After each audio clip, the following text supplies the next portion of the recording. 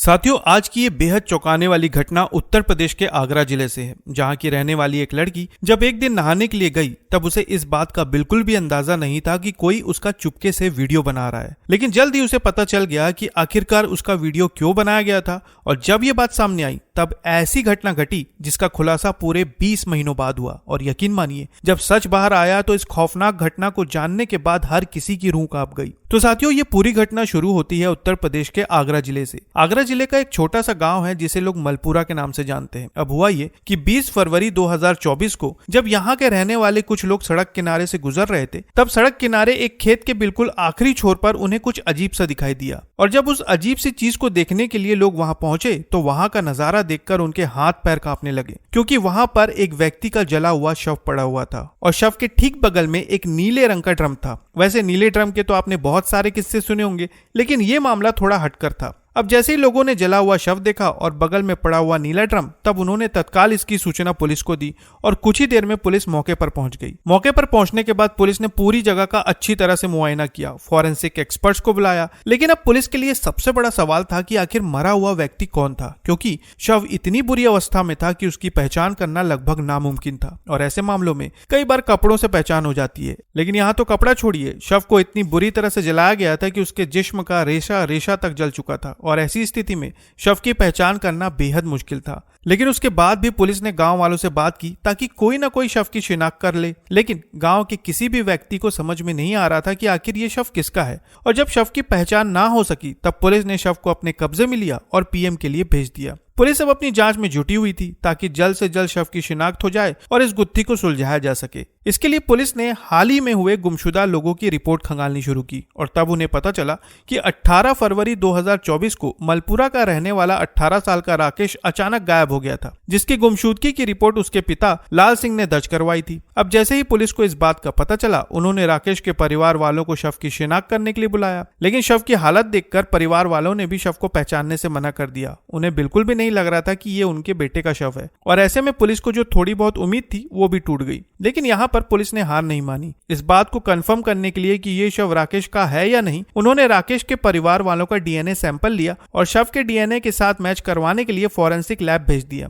फिर एक लंबे इंतजार के बाद जब डीएनए रिपोर्ट सामने आई तो सभी के होश उड़ गए। डीएनए रिपोर्ट से यह पता चला कि राकेश की मां का डीएनए सैंपल शव से हूबहू मैच कर रहा था और इसमें कोई शक नहीं था कि ये शव राकेश का ही है। अब जैसे ही शव की शिनाख्त हुई, पुलिस ने अपनी कार्रवाई तेज कर दी ताकि जल्द से जल्द आरोपी को पकड़ा जा सके। लेकिन ये काम इतना आसान नहीं था। पुलिस ने धीरे धीरे गांव और उसके आसपास के लोगों से जानकारी इकट्ठा करना शुरू किया ताकि ये पता चल सके कि एक 18 साल के लड़के के कितने दुश्मन थे और कितने दोस्त। धीरे धीरे पुलिस गांव के लोगों से जानकारी जुटाती रही, लेकिन ऐसा कोई भी सुराग नहीं मिल रहा था जिससे आरोपियों तक पहुंचा जा सके। लोगों से पूछताछ चलती रही, पुलिस जानकारी इकट्ठा करती रही और तभी पूछताछ के दौरान उन्हें एक बात पता चला कि घटना से ठीक कुछ दिन पहले देवीराम के साथ राकेश की किसी बात को लेकर कहासुनी हुई थी। देवीराम असल में मलपुरा गांव का ही रहने वाला था और एक मिठाई की दुकान चलाता था। इस जानकारी के बाद पुलिस ने तत्काल देवीराम को हिरासत में लिया और उससे पूछताछ शुरू की। पूछताछ के दौरान वो यही कहता रहा कि आखिर वो अपने भांजे को क्यों मारेगा। और कुछ देर की पूछताछ के बाद पुलिस को भी ऐसा लगने लगा कि शायद वो सही कह रहा है। लेकिन फिर पुलिस ने उसके मोबाइल फोन की जांच की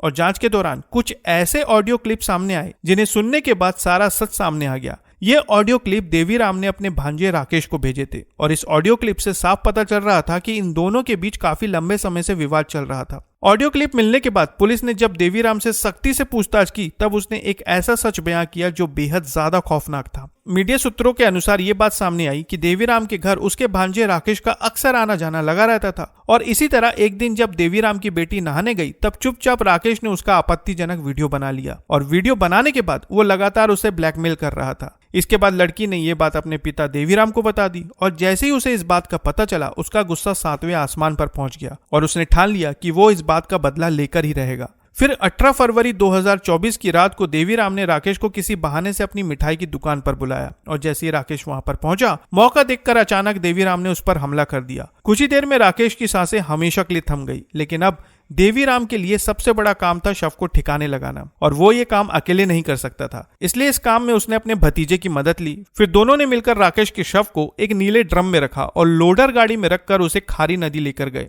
वहां पहुंचकर उन्होंने शव पर पेट्रोल डाला और आग लगा दी। इसके बाद उन्होंने राकेश का मोबाइल फोन और उसकी बाकी चीजों को नदी में फेंक दिया और थोड़ी देर में वहां से निकल गए। इस घटना को अंजाम देने के बाद देवीराम ने अपनी मिठाई की दुकान बंद कर दी और दिल्ली में जाकर नौकरी करने लगा। लेकिन पुलिस की जांच से आखिरकार इस 20 महीने पुराने केस का खुलासा हो गया। तो साथियों, ये था उत्तर प्रदेश के आगरा का वो मामला जिसकी सच्चाई जानने के बाद हर किसी के होश उड़ गए। आप इस पूरे मामले पर क्या कहना चाहते हैं कमेंट में जरूर बताएं और नई खबरों के लिए चैनल को सब्सक्राइब करना ना भूलें। फिर मिलते हैं एक नई खबर के साथ, तब तक के लिए आपका बहुत बहुत धन्यवाद।